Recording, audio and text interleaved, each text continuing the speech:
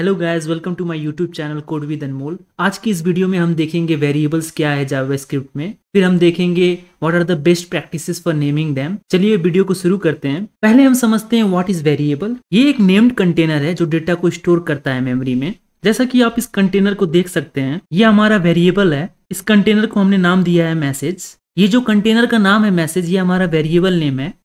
अब आप देख सकते हैं इस कंटेनर के अंदर एक टेक्स्ट स्टोर किया है, हेलो वर्ल्ड। ये जो टेक्स्ट है हेलो वर्ल्ड, ये हमारा डेटा है जिसे हमने इस मैसेज नाम के वेरिएबल में स्टोर किया है। और ये जो डेटा है हम बाद में यूज या मॉडिफाई कर सकते हैं अपने कोड में।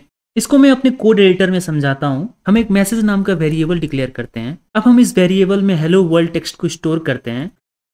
ये जो इक्वल टू आप देख रहे हैं, ये असाइनमेंट ऑपरेटर है। ये ऑपरेटर इस टेक्स्ट को इस मैसेज वेरिएबल में असाइन कर रहा है। असाइन का मतलब ये जो हेलो वर्ल्ड है, इसको ये इस मैसेज नाम के वेरिएबल में स्टोर कर रहा है। आइए देखते हैं इस मैसेज वेरिएबल को प्रिंट करके।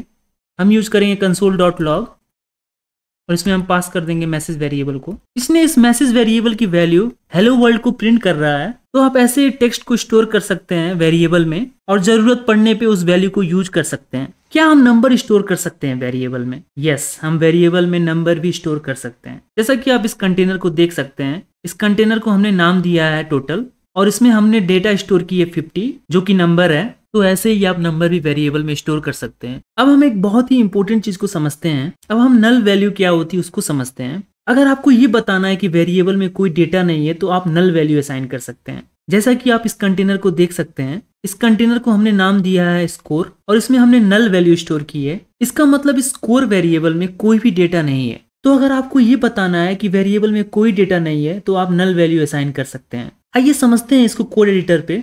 मैं एक स्कोर नाम का वेरिएबल क्रिएट करता हूं और मैं इसमें नल वैल्यू असाइन कर देता हूं। अब इसको हम प्रिंट करके देखते हैं। हम यूज करेंगे console.log और इसमें स्कोर वेरिएबल को पास कर देंगे। चलिए इसको रन करते हैं।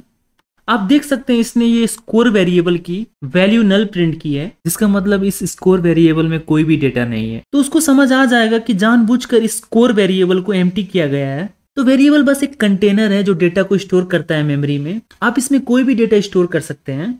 आई होप आपको समझ आ गया होगा वेरिएबल क्या है, इसको हम क्यों यूज करते हैं। अब हम देखते हैं what are the rules for naming variables.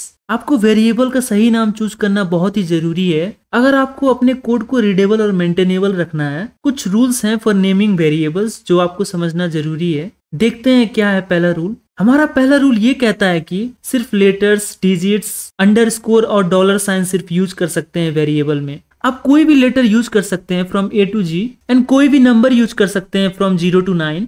एक चीज हमेशा याद रखिएगा, इनके अलावा आप कोई भी कैरेक्टर यूज नहीं कर सकते वेरिएबल नेमिंग में, नॉट इवन स्पेसेस। चलिए समझते हैं अपना दूसरा रूल। आप नंबर से वेरिएबल का नाम स्टार्ट नहीं कर सकते हैं। जैसा कि 124 यूजर नाम का वेरिएबल आप देख सकते हैं स्क्रीन पे। ये वेरिएबल नंबर 124 से स्टार्ट किया गया है। अगर आप ऐसे नंबर से वेरिएबल नेम को स्टार्ट करेंगे तो एरर दिखाई देगा, बट अगर आप इसको यूजर 124 कर देते हैं तो ये बिल्कुल सही है। इसलिए आप ध्यान दीजिएगा वेरिएबल नेमिंग के दौरान नंबर स्टार्टिंग में ना आए। अब देखते हैं हमारा तीसरा rule. Variable names are case sensitive. JavaScript में वेरिएबल नेम्स केस सेंसिटिव होते हैं। Case sensitive means upper case and lower case letters are treated as different characters. जो यूजर नाम के 3 वेरिएबल्स आपको स्क्रीन पे दिख रहे हैं, फर्स्ट वाले वेरिएबल का नाम पूरा लोअर केस लेटर में है, सेकंड वाले वेरिएबल नेम का फर्स्ट लेटर कैपिटल है और थर्ड वाले वेरिएबल नेम का सभी लेटर अपर केस लेटर है। जावास्क्रिप्ट में ये तीनों अलग अलग वेरिएबल्स हैं। अब समझते हैं अपना चौथा rule. You have to choose descriptive names for variables. ऐसे नाम चूज कीजिए वेरिएबल के लिए जो ये बताए ये वेरिएबल क्या रिप्रेजेंट कर रहा है। फॉर एग्जाम्पल, अगर आपको टेम्परेचर का डेटा स्टोर करना है तो आप ऐसे टेम्प जैसे अनक्लियर नाम मत यूज कीजिएगा एज ए वेरिएबल नेम। सबसे अच्छा रहेगा आप अगर इसको टेम्परेचर लिखते हैं तो अगर ये टेम्परेचर वेरिएबल को कोई देखेगा तो उसको तुरंत समझ आ जाएगा कि ये वेरिएबल जरूर टेम्परेचर की वैल्यू स्टोर करती होगी। और आप एक चीज ध्यान दीजिएगा, आप X, Y, Z, T ऐसे नाम मत यूज कीजिएगा एज अ वेरिएबल नेम। इससे हमें पता नहीं चल पाएगा ये वेरिएबल क्या चीज को रिप्रेजेंट कर रहा है। इसलिए आप हमेशा मीनिंगफुल नाम चूज करें वेरिएबल के लिए। अब हम समझते हैं नेक्स्ट रूल को। Use camel case for variable names. Camel case क्या होता है ये समझते हैं। यहाँ पे मैं ऑर्डर नाम का वेरिएबल क्रिएट कर रहा हूँ। ये variable order camel case naming convention को फॉलो कर रहा है। वेरिएबल नेम सिंगल वर्ड का है तो इसको हम हमेशा स्मॉल लेटर्स में लिखते हैं। अगर वेरिएबल नेम मल्टीपल वर्ड्स मिलकर बना है, जैसे कि ऑर्डर टोटल अमाउंट, इधर इस वेरिएबल का फर्स्ट वर्ड स्मॉल लेटर्स में है, बट सेकंड वर्ड टोटल का फर्स्ट लेटर कैपिटल लेटर से शुरू हुआ है। और अगर थर्ड वर्ड को देखेंगे तो इसका भी फर्स्ट लेटर कैपिटल लेटर से शुरू हुआ है। इसी को हम बोलते हैं कैमल केस नेमिंग कन्वेंशन। और आप एक चीज ध्यान दीजिएगा, आप वर्ड्स को सेपरेट नहीं कर सकते, आप ऐसे नहीं कर सकते।